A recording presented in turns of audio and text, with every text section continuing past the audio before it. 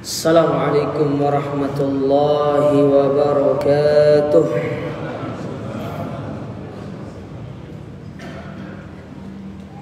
Innal hamdalillah nahmaduhu wa nasta'inuhu wa nastaghfiruh wa na'udzu billahi min shururi anfusina wa min sayyiati a'malina. May yahdihillahu fala mudilla lahu wa may yudlil fala hadiya lahu.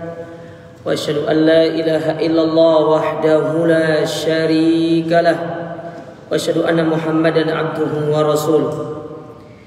Amma ba'du, kaum muslimin wal muslimat, ikhwani fillah, para jamaah Masjid Ulil Albab yang semoga senantiasa dirahmati serta dimuliakan oleh Allah Subhanahu wa taala. Alhamdulillah, puji dan syukur kita panjatkan kepada Allah Azza wa Jalla. Di kesempatan malam hari yang berbahagia ini, Allah kembali mempertemukan kita dan mengumpulkan kita di dalam majelis ilmu yang mulia ini, di dalam salah satu taman di antara taman-taman surga yang ada di dunia.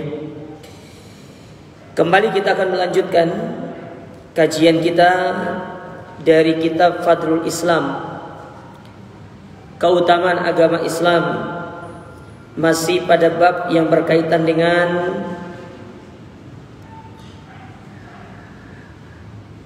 peringatan terhadap perkara baru dalam urusan agama, dan tema yang akan kita ambil pada kesempatan yang berbahagia ini yaitu tentang wasiat perpisahan.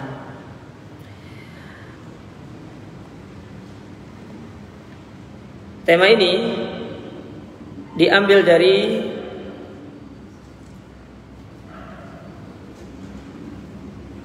hadis Nabi SAW, yaitu hadis yang dikeluarkan oleh Al-Imam Ahmad, Abu Daud, Ibnu Majah, dan At-Tirmidzi dari sahabat Irbad ibn Sariyah radhiyallahu ta'ala anhu. Jadi hadis ini sering dinamakan sebagai hadis wasiat perpisahan, yaitu perpisahan Nabi sallallahu alaihi wa ala alihi wasallam. Baik, kita baca hadisnya. Qala al-muallif rahimahullah, berkata penulis, Anil Irbad ibn Sariyah radhiyallahu ta'ala an, dari Irbad ibn Sariyah, semoga Allah Ta'ala meridhai beliau berkata, wa adana Rasul sallallahu alaihi wasallam mau'idatan balighah. Pernah satu ketika Rasul alaihi salatu wassalam memberikan kepada kami sebuah nasihat, sebuah wejangan, dengan wejangan yang sangat mendalam, ya, dengan wejangan yang sangat mendalam, nasihat yang sangat mendalam. Wajilat minhal qulub wa dharafat minhal uyun, yang mana nasihat tersebut atau wasiat tersebut menjadikan hati-hati kami menjadi gemetar dan mata-mata kami bercucuran dengan airnya. Jadi wasiat yang sangat mendalam, nasihat yang sangat dalam. Ya, biasanya seperti itu ya. Kita kalau diberikan nasihat, kalau nasihat itu mendalam biasanya meneteskan air mata. Kan begitu biasanya. Makanya seorang ketika memberikan nasihat itu dia harus benar-benar menghadirkan hatinya. Ya, menghadirkan hatinya. Karena nasihat itu sendiri, nasihat itu diambil dari bahasa Arab ya.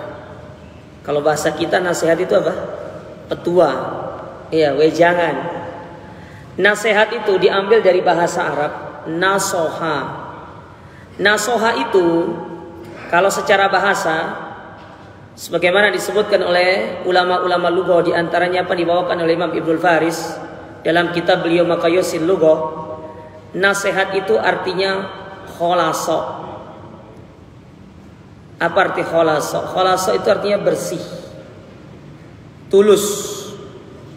Makanya orang dalam memberikan nasihat itu dia harus ikhlas, dia harus tulus. Tidak boleh ketika dia memberikan nasihat ada udang di balik bakwan, ya.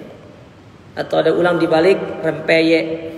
Tapi ini enak ya, apalagi makan pakai sego pecel. Kok jadi lapar kita jadi. Ya. Jadi nasihat itu banyak pengertiannya. Ada yang menyebutkan iradatul khair lil ghair, menginginkan kebaikan untuk orang lain, itu namanya nasihat. Tapi kita sering melupakan kata dasar dari nasihat itu secara bahasa adalah khalis, artinya ikhlas, artinya tulus, bersih. Makanya orang di dalam memberikan nasihat itu hatinya harus ikhlas, harus bersih, supaya tujuan dan maksud dari nasihat itu bisa tersampaikan. Kenapa nasihat itu tidak tersampaikan? Karena keluar dari hati yang tidak ikhlas. Orang memberikan nasihat itu banyak ingin menjatuhkan harga diri orang, ya. Ketika diberikan nasihat ingin terlihat dia ini orang yang paling jago memberikan nasihat. Ketika ingin memberikan nasihat, ada orang yang berniat untuk mempermalukan orang lain. Nah, itu bentuk nasihat yang tidak sampai kepada orang-orang yang mendengarkannya. Tapi kalau dari hati yang ikhlas, dari hati yang tulus, dia akan didengarkan. Contohnya ini, Nabi ketika memberikan nasihat, para sahabat mengatakan wajilat minhal qulub wa dharafat minhal uyun, menjadikan hati kami itu bergetar dan air mata itu bercucuran. Ini bukan sekedar berlinang, Pak, bercucuran. Di sini perawi menggunakan dharafat.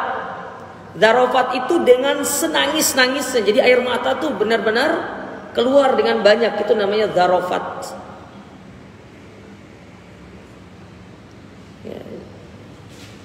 Benar-benar menangis dengan senangis-nangisnya. Kulna, maka kami mengatakan, ya Rasulullah, wahai Rasulullah, ka'annaha mau'idhatu muwaddi', famadha ta'hadu ilaina. Seolah-olah nasihat yang ingin kau sampaikan ini seperti nasihat orang yang mau berpisah.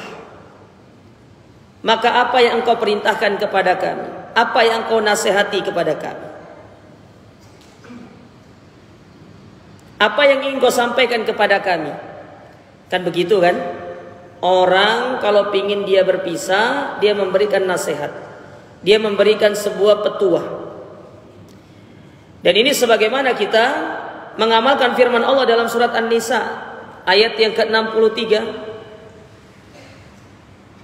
Kata Allah Ta'ala, wa idhum wa kullahum fi anfusihim qawlan baligha. Dan berikanlah nasihat kepada mereka, dan katakanlah kepada mereka dengan perkataan yang membuat jiwa-jiwa mereka itu ya merasa gemetar, merasa takut dengan ucapan-ucapan yang mendalam. Nah, para nabi kayak gitu, memberikan wasiat, memberikan nasihat. Dan ini yang mulai hilang dalam diri kita. Terutama keluarga. Kalau jenengan ninggalin keluarga, berikan nasihat, sampaikan nasihat. Apalagi mau safar panjang, mau safar misalkan mau pergi haji. Biasanya kalau kita ikut pemerintah, hajinya berapa hari itu?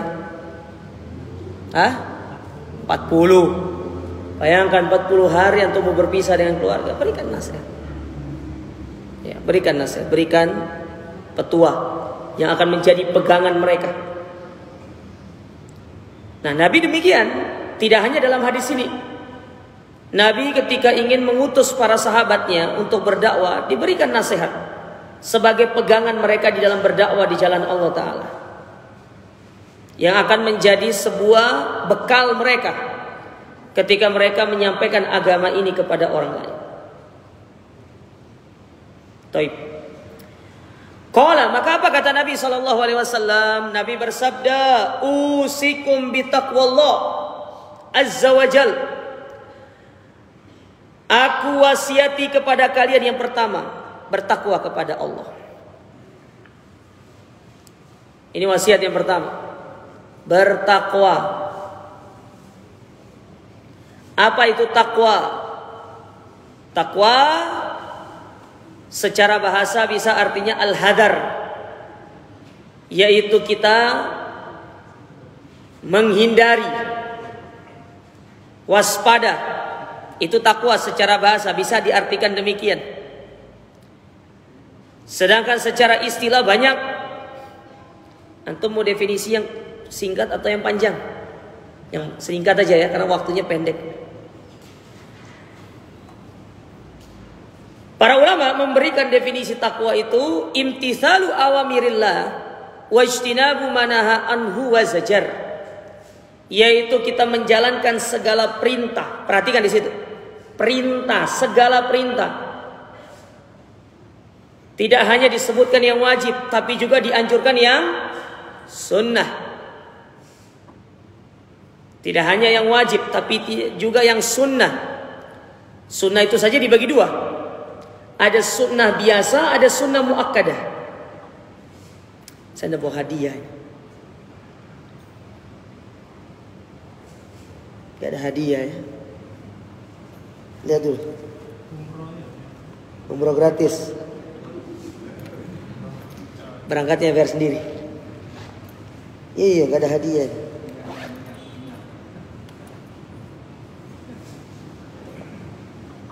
Gak jadilah. Gak seru. Ya, saya jawab sendiri aja. Sunnah itu dibagi dua. Yang pertama, sunnah biasa. Sunnah tok, nggak ada tambah-tambahannya. Sedangkan yang kedua disebut dengan sunnah muakkadah. Nah, apa bedanya? Bedanya, kalau sunnah biasa itu adalah sunnah yang tidak sering dilakukan sama Nabi, tapi dilakukan, tapi tidak sering. Nggak sering gitu. Itu sunnah biasa. Adapun sunnah muakkadah adalah sunnah yang sering dilakukan Nabi. Bahkan dalam pandangan mazhab Syafi'i, sunnah muakkadah itu hampir-hampir naik derajatnya menjadi wajib. Hampir, tapi nggak sampai. Hampir.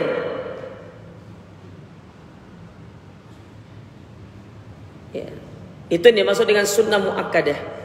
Sunnah yang sangat ditekankan, yang sering dilakukan sama Nabi. Hampir dia itu menjadi perkara yang wajib. Ya. Mana contoh sunnah biasa? Sunnah biasa contohnya seperti sholat selesai wudhu. Itu sunnahnya biasa. Mana sunnah muakkadah? Sholat malam. Sholat malam itu sunnah muakkadah, karena Nabi sering melakukannya.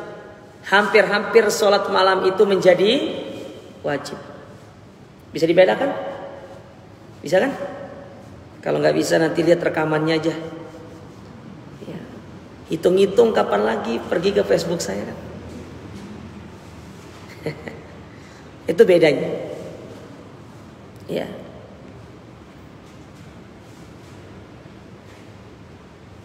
Sama kayak wajib itu kan fardu, ada fardu ain, ada fardu kifayah.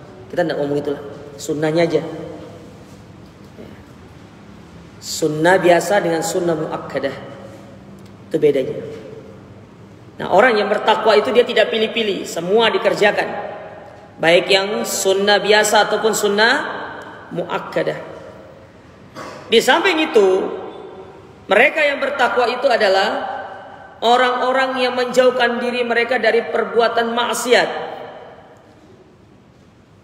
Tidak hanya menjaga dirinya dari perbuatan syirik, dari perbuatan perkara baru atau dosa besar, tapi dia berupaya untuk menjauhkan diri mereka dari dosa kecil. Sebagaimana kata seorang penyair ketika menggambarkan tentang takwa itu. Kata dia, khalid dzunuba saghiroha wa kabiroha dzakat tuqa. Jauhkanlah diri kalian dari dosa besar ataupun dosa kecil. Itulah konsep orang bertakwa. Karajulin atau kamashin yamshi alal ardi dzu syaukin, seperti orang yang sedang berjalan di sebuah tempat yang dipenuhi dengan banyak duri. Yang mana dia berjalan itu dia akan berupaya untuk berupaya menjauhkan dirinya dari duri tersebut supaya dia tidak tertusuk. Jadi orang bertakwa itu bukan sekedar di lisan, tapi harus diwujudkan dalam perbuatan. Nah, di sini Nabi menyebutkan salah satu jenis dari bertakwa kepada Allah dalam hadis ini. Kata Nabi SAW di sini, was-sam'i wat-ta'ati wa in ta'ammara 'alaikum 'abdun habasyi. Di antara bentuk bertakwa itu seorang mendengar, taat kepada pemimpin kaum muslimin, meskipun yang menjadi pemimpin itu adalah budak dari Ethiopia. Jadi bagian seorang bertakwa kepada Allah itu taat kepada pemimpin, taat kepada penguasa. Itu bagian daripada kita bertakwa. Bayangkan sampai Nabi di sini itu memberikan sebuah permisalan, andai kata yang jadi pemimpin kalian itu seorang budak, karena hukum asalnya begini jamaah ya, budak itu nggak boleh jadi pemimpin bagi orang merdeka, itu nggak boleh. Namanya budak itu menjadi budak bagi yang merdeka, dan budak itu statusnya kalau laki-laki dia itu dijadikan pekerja, kalau perempuan maka dia boleh digauli oleh tuannya. Dan budak itu lahir dari peperangan. Dan yang boleh menjadi budak, dan ini pendapat yang paling kuat, wallahu a'lam, saya mengambil pendapat ini, yang boleh untuk dijadikan budak yaitu mereka-mereka dari kalangan ahlul kitab. Adapun non ahlul kitab, mereka tidak boleh dijadikan sebagai budak, langsung dibunuh. Langsung dibunuh. Ingat, saya tidak menyuruh antum membunuh ya. Ini kondisinya kalau kita jihad loh ini. Jangan nanti sudah itu Ustaz Gemang gak usah ngisi dulu albab suruh kita bunuh orang. Antum pahami konteksnya nih. Kita sedang berbicara konteks jihad.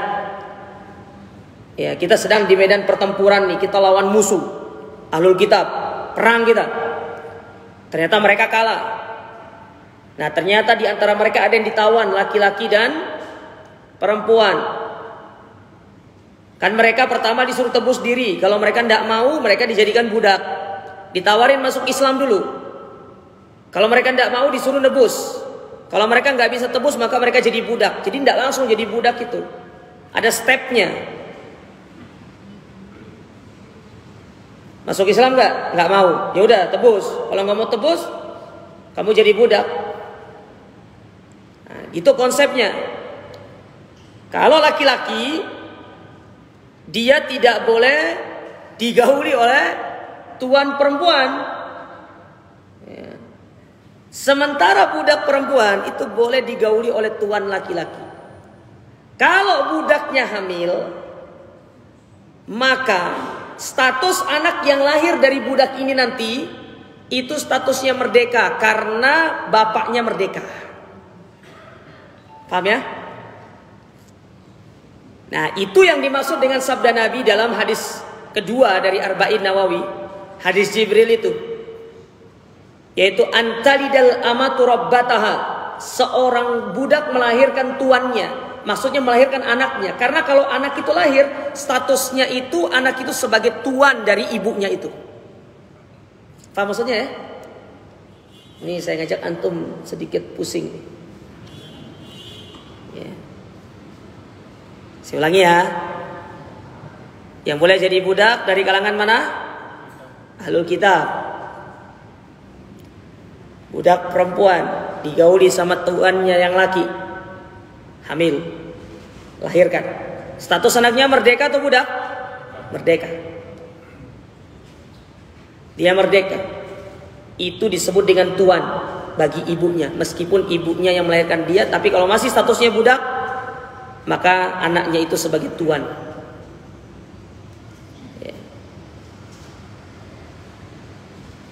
Nah, di sini Nabi memberikan sebuah permisalan, budak kalau dia jadi pemimpin harus ditaati.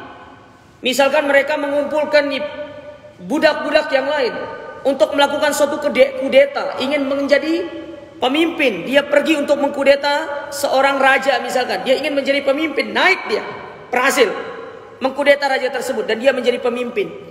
Maka sikap kaum muslimin, sikap ahlus sunnah di situ, dengar dan taat kepada pemimpin itu. Tidak boleh kita memberontak. Meskipun yang memimpin kita siapa? Budak. Kalau budak saja, maksudnya begini ya, kalau budak saja yang jadi pemimpin, itu harus ditaati. Meskipun dia naik dengan cara yang tidak sah, kita katakan memberontak tidak sah loh jemaah. Tidak sah. Memberontak untuk mengambil kekuasaan itu tidak sah dalam Islam. Andai dia naik jadi pemimpin, naik nih, menguasai negara, maka kita harus taat kepada dia. Meskipun dia naik dengan cara yang tidak sah. Nah, gimana caranya kalau seandainya jadi pemimpin itu seorang yang merdeka dan dia naik dengan cara yang sah? Maka lebih untuk ditaati. Ustadz, berarti jilat pemerintah dong? Enggak. Antum harus bisa membedakan menjilat pemerintah dengan taat kepada dalil. Ini dalil yang suruh kita taat. Ya. Kita disuruh taat sama dalil ini. Taat kepada penguasa, taat kepada pemimpin. Mendengar dan taat. Bahkan dalam hadis yang lain Nabi mengatakan, wa in duriba dhahruk wa in ukhidha maluk isma' wa tuti'. Dengar dan taat meskipun punggungmu dipukul, ya, hartamu diambil, dengar dan taat kepada pemimpin kaum muslimin. Selagi mereka itu membiarkan kita untuk beribadah, bahkan syiar-syiar agama itu tetap dibiarkan untuk berada di negara tersebut. Makanya sering saya sampaikan di tempat yang lain, kita itu ya, pemimpin yang kita rasakan sekarang itu tidak lebih kejam dari apa yang dirasakan oleh para salaf terdahulu yang bernama Hajjaj ibn Yusuf Ats-Tsaqafi. Untuk pernah dengar? Hajjaj bin Yusuf. Dia seorang pemimpin muslim, menguasai, menjadi khalifah. Dia punya kebijakan. Ulama yang tidak ikut dia dipenggal, matanya dicongkel, ya, dipenjara kalau tidak mengikuti keputusan dia. Nah, pemimpin kita nggak kayak gitu sekarang itu. Nggak seperti itu. Bahkan Abdullah ibnu Umar itu ketika ditanya tentang bagaimana sikap kita terhadap Hajjaj bin Yusuf, yang mana Hajjaj bin Yusuf banyak membunuh para ulama, apa kata Abdullah ibnu Umar, sahabat yang hidup di zaman itu? Kata beliau, sholat di belakang dia, taati kebaikan yang dia perintahkan, adapun kemungkaran maka dijauhi, tidak perlu untuk diikuti. Itu aja. Itu sikap.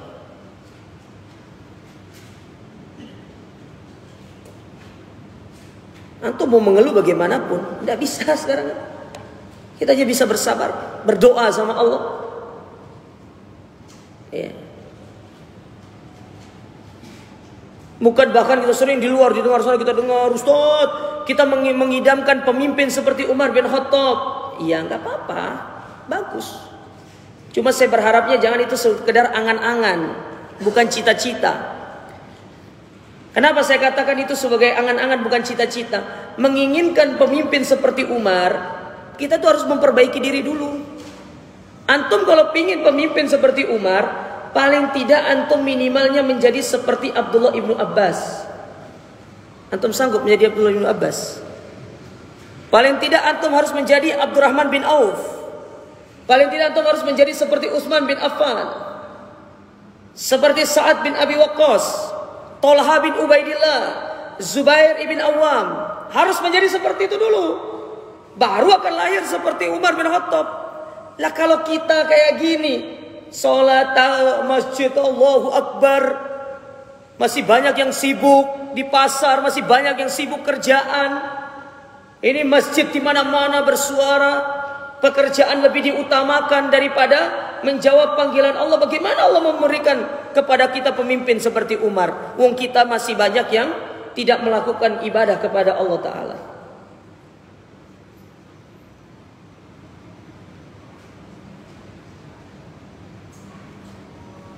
Allah memberikan pemimpin seperti Umar di zaman itu yang menaklukkan Persia dan Romawi karena mereka punya sahabat yang luar biasa di bawah itu. Mereka adalah orang-orang yang luar biasa. Lah kita bukan luar biasa, Pak, luar binasa. Luar binasa kita itu.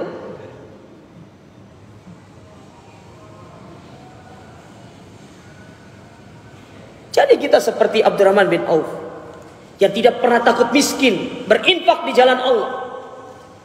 Jadi kita seperti Khalid bin Walid yang ketika dia bertemu dengan musuh, dia selalu mengatakan kepada musuhnya, siapa yang pingin mubarozah? Siapa yang mau bertarung satu lawan satu denganku? Siapa yang pingin istrinya menjadi janda, anaknya menjadi yatim, aku tunggu di sini. Itu kata dia. Tidak pernah takut dengan kematian. Kita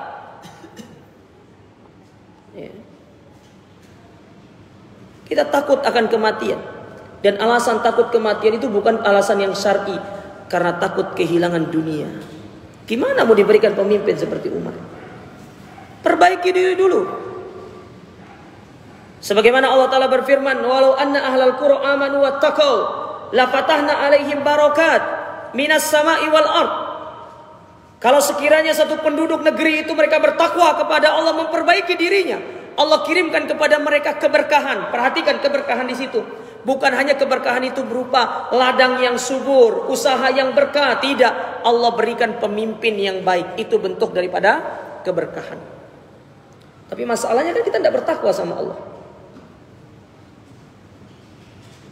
Dalam kondisi sendiri selalu ada anggapan, wis gak apa-apa, sing penting gak ono sing delok. Maksiat titik gak apa-apa. Mari ngono tobat sampai Allah Ta'ala. Gimana mau dikasih pemimpin yang gak usahlah kita mengharapkan pemimpin seperti Umar itu. Umar bin Khattab, Umar bin Abdul Aziz sajalah, cucu dari Umar bin Khattab itu, seorang khalifah yang luar biasa, yang adil. Atau seperti Harun ar-Rasyid misalkan, pemimpin yang luar biasa. Yang seperti itu saja sulit untuk kita dapatkan kalau kita tidak menjadi pribadi yang bertakwa kepada Allah. Ini loh, Allah Ta'ala sedang mengetes kita ini. Sejauh mana kita taat kepada pemimpin kita yang zalim sekarang ini. Taruhlah kita katakan pemimpin kita zalim sekarang. Sejauh mana kita taat dalam kebaikan dan sejauh mana kita bersabar. Karena sebuah kaidah dalam agama kita, inna sabra min asbabid dhafar. Kesabaran itu merupakan sebab daripada kemenangan. Kalau perkara yang sepele seperti ini saja kita tidak bisa bersabar, bagaimana perkara yang lebih besar? Bagaimana perkara yang lebih besar?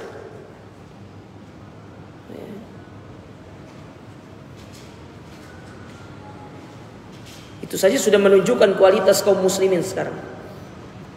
Makanya kata para ulama, dahulu kaum muslimin boleh sedikit, tapi kualitas satu orang sahabat itu bisa setara dengan 100 orang di zaman sekarang. Dan itu bahkan bisa lebih, saking keimanan mereka itu luar biasa. Ya. Pernah dengar nggak apa kata orang Persia itu? Rajanya Persia itu, ratunya kalau nggak salah, ratunya Persia. Ketika perang sama kaum muslimin, apa kata mereka? Kata ratunya ini, kita itu melawan orang-orang yang tidak takut mati, katanya. Kesini mereka itu bukan takut mati, bahkan cari mati. Kita tuh melawan orang-orang seperti itu tidak pernah takut mati. Bahkan mereka yang mendatangi kematian itu, bukan kematian yang mendatangi mereka, tapi mereka yang mendatangi kematian di medan pertempuran itu. Itu para sahabat. Bagaimana dengan kita sekarang? Nah, ini sekarang Nabi memberikan sebuah ujian kepada kita. Taat, dengar kepada pemimpin kaum muslimin. Ya. Karena itu merupakan bentuk ketakwaan kepada Allah. Karena ingat jamaah sekalian ya, ketakwaan itu bukan hanya antum sholat, puasa, zakat, tidak. Tapi ketakwaan itu taat kepada penguasa, taat kepada pemimpin, taat kepada aturan-aturan pemimpin. Selama tidak melanggar syariat, selama tidak bertentangan dengan syariat, antum dengarkan, antum taat. Karena di balik kita taat kepada pemimpin, itu merupakan bentuk ketaatan kita kepada Allah dan Rasulnya. Ada pahala. Makanya kata para ulama, antum naik sepeda motor pakai helm, taat lampu merah, itu dapat pahala. Sebaliknya antum tidak bawa helm kalau naik sepeda motor, tabrak lampu merah, berarti antum dapat dosa. Iya. Sekarang dihitung aja sudah berapa kali kita tabrak lampu merah itu. Ya. Apalagi kalau yang sudah ngaji, selalu bawa kaidah, Ustaz, ad-daruratu tubihul mahdurat. Darurat itu menghalalkan yang haram, Ustaz. Kan nabrak lampu merah itu haram. Tapi ini darurat mau kejar soft awal, Ustaz. Ya udah tabrak aja sekalian. Pintar orang-orang ngaji sekarang itu. Ya. Janganlah antum kayak orang Yahudi. Tahu orang Yahudi itu? Dilarang ngambil ikan hari Sabtu, pasang jaring hari Jumat, ngambilnya hari Ahad. Kan yang penting nggak ngambil hari Sabtu kan? Iya, tapi kan akalnya main. Taruh hari Jumat, ngambilnya hari Ahad, karena Sabtunya ikannya baru datang. Hah? Makanya orang Yahudi kayak gitu, makanya kita tidak boleh.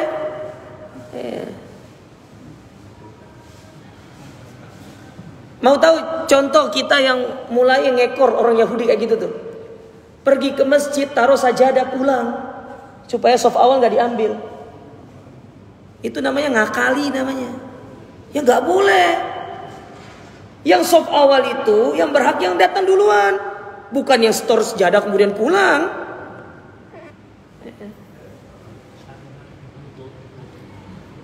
Makanya atas perbuatan mereka yang seperti itu tadi, mereka ngambil ikan hari Sabtu, hari Jumat, taruh jaring hari Jumat, ngambilnya hari Ahad, yang penting tidak hari Sabtu. Di antara mereka ada yang dirubah jadi monyet-monyet sama Allah Ta'ala.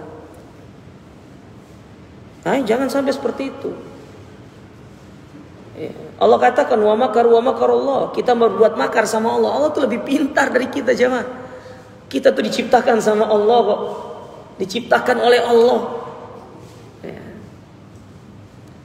Nah, ini udah pintar orang-orang sekarang itu.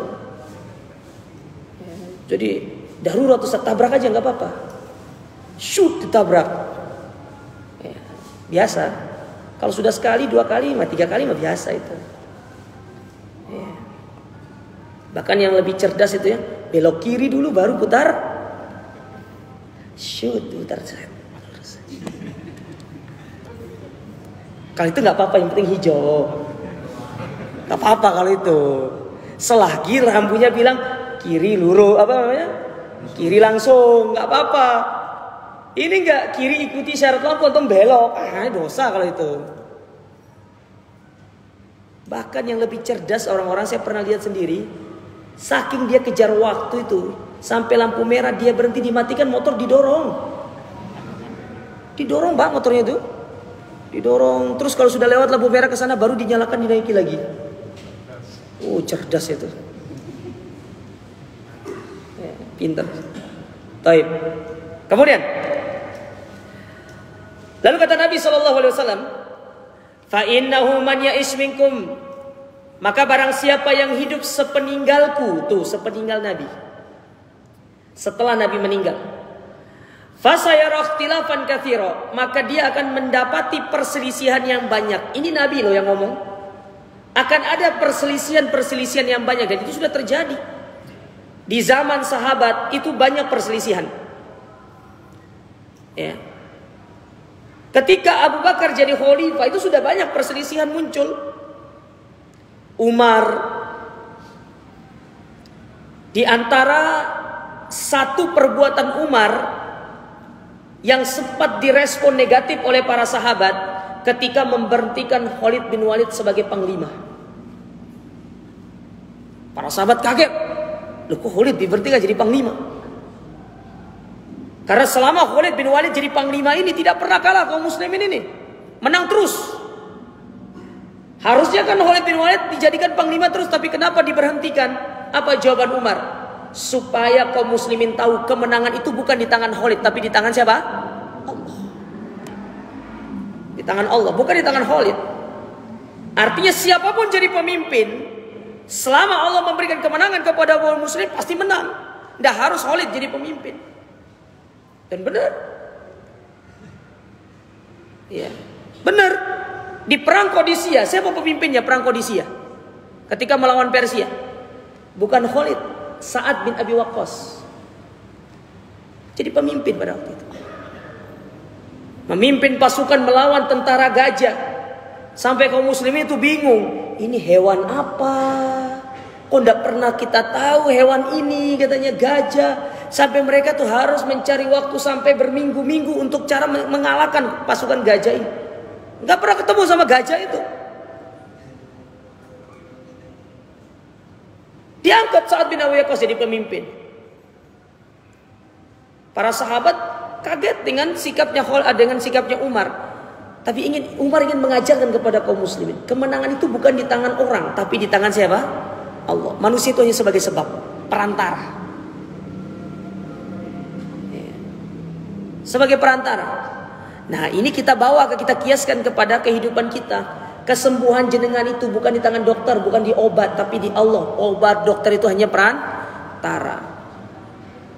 Makanya supaya hati antum tidak terpaut kepada satu orang, kalau bisa ya berobat itu nggak apa-apa di dokter yang berbeda, tapi jangan penyakitnya beda nanti.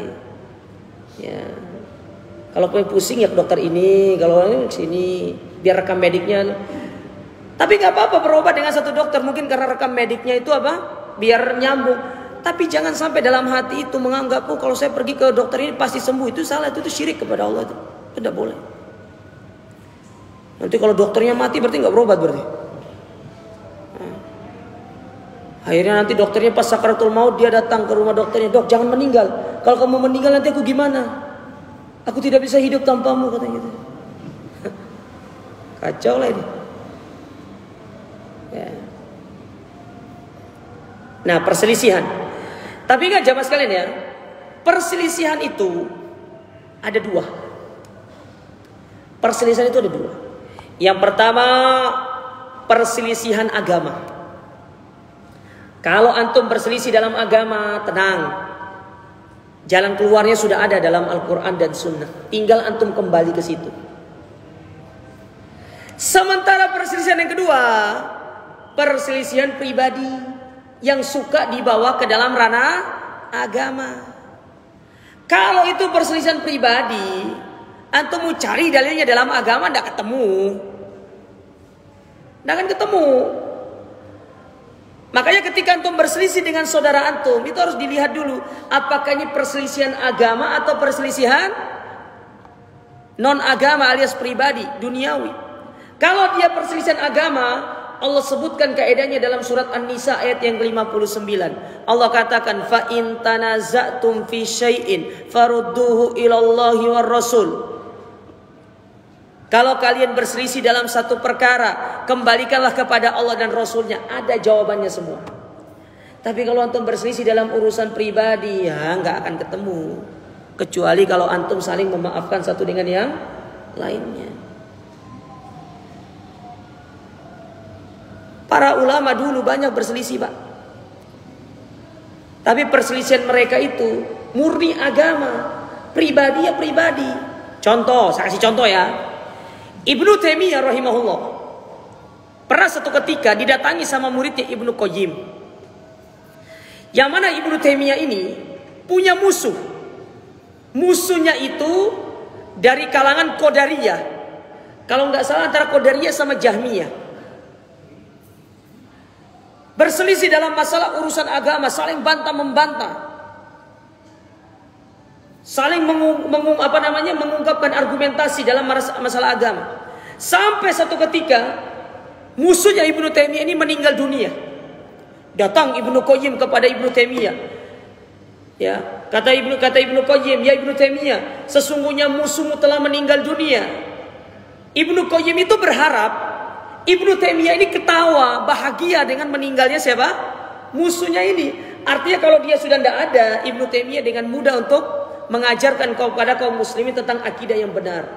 Tahu apa Ibnu Taimiyah lakukan? Ibnu Taimiyah mengatakan kepada Ibnu Qayyim itu, saya akan datangi rumahnya. Benar didatangi. Ngomong sama istri dan anaknya. Apa kata Ibnu Taimiyah? Mulai hari ini kalian menjadi tanggung jawabku. Padahal ini musuhnya. Itu contoh perselisihan agama tapi tidak dibawa ke dalam perselisihan personal. Enggak dibawa. Ngomong sama istrinya itu, kamu sama anakmu sekarang aku yang tanggung. Apa-apa bilang sama saya. Kalau kita beda. Ada musuh meninggal, kapok kan. Mampus kok sekalian gitu kan. Ibnu Taimiyah enggak. Itu yang belum bisa kita terapkan itu. Antum boleh berselisih dalam urusan agama. Contoh ya, antara antum dengan teman antum. Antum kalau lagi sholat, selesai ruku, antum i'tidal, antum sedekap. Teman antum enggak sedekap misalkan, enggak apa-apa.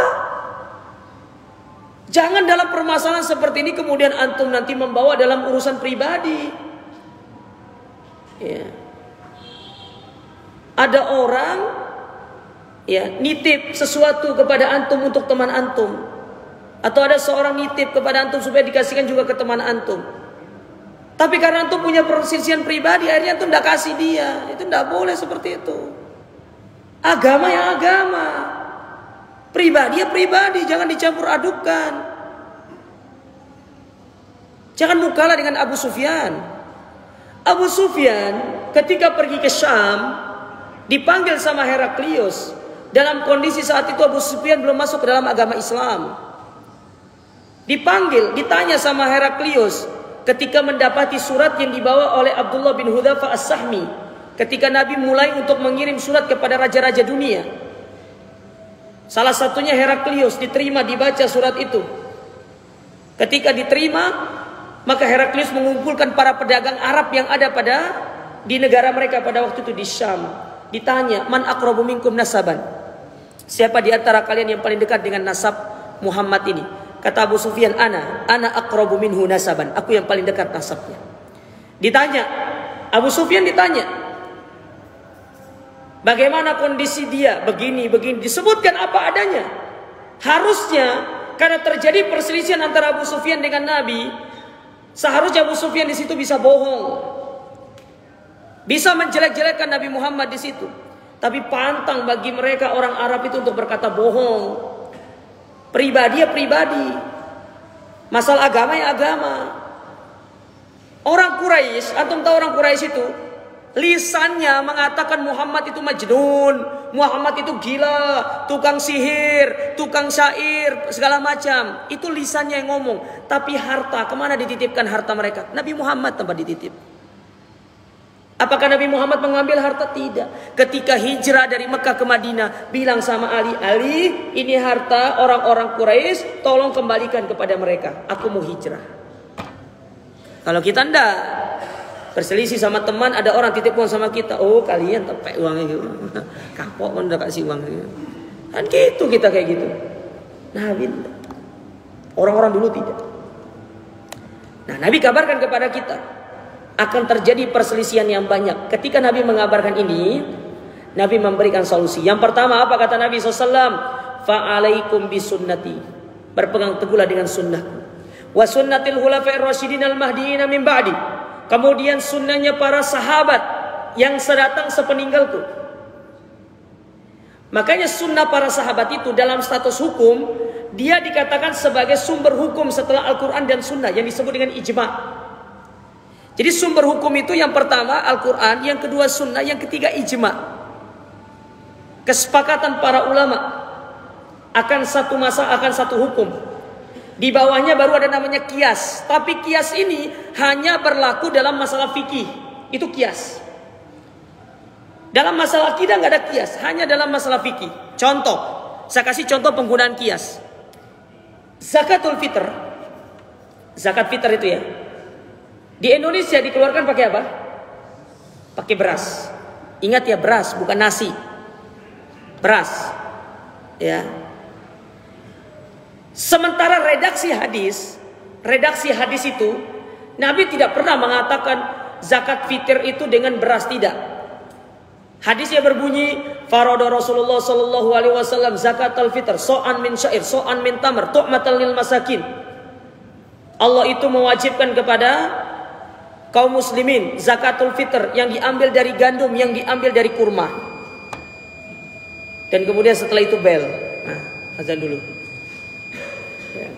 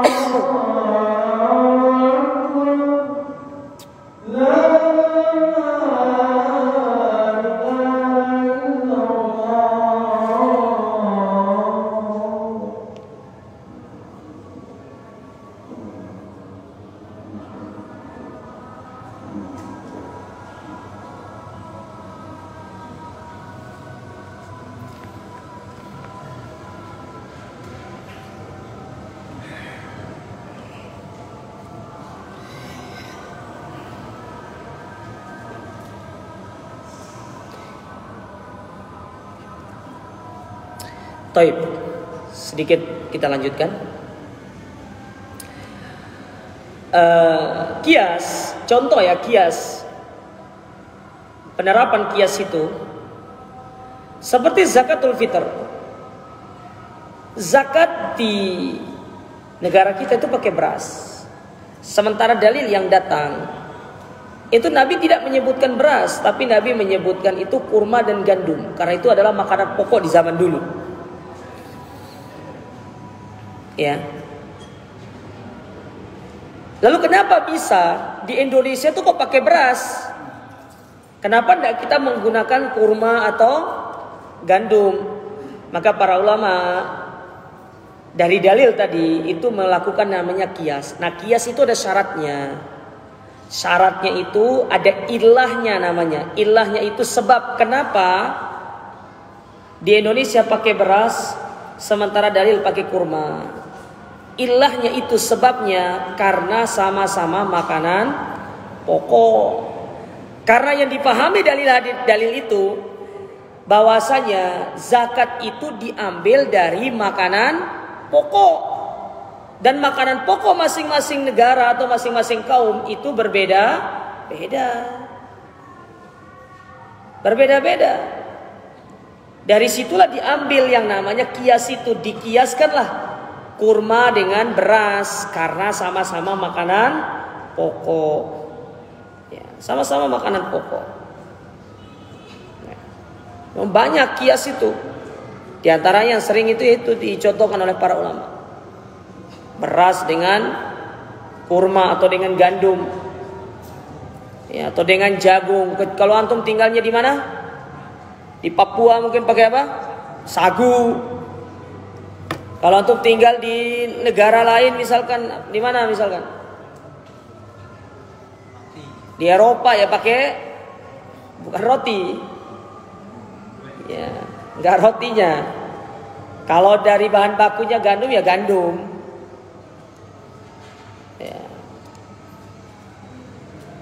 Ya tergantung negaranya, tergantung kaumnya. Makanan pokoknya apa?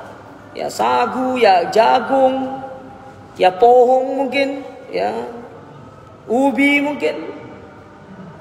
Intinya kembali kepada makanan pokok. Nah makanya para sahabat itu kenapa direkomendasikan sama Nabi untuk dijadikan sebagai sumber hukum? Karena itu masuk ke dalam kategori ijma.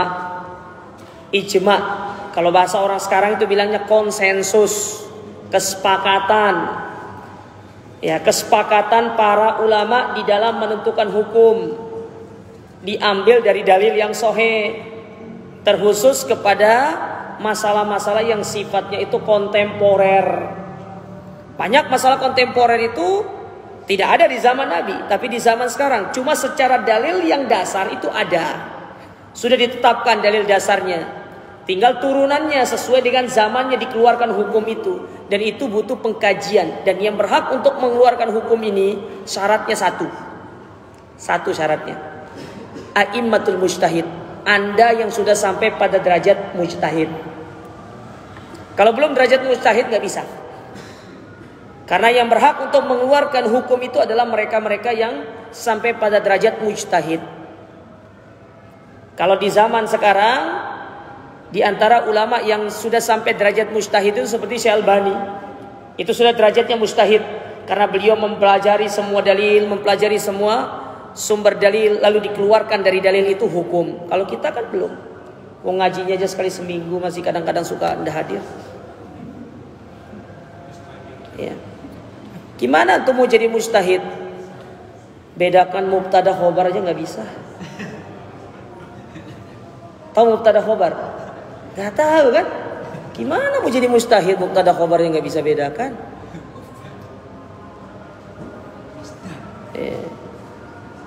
Gimana mau jadi mujtahid? Syarat jadi mujtahid itu hafal 30 juz beserta memahami tafsirnya. Nah ini juz 30 aja mentok di lam yakunil ladzi itu pun tidak lulus itu. Atau mentok di wadduha.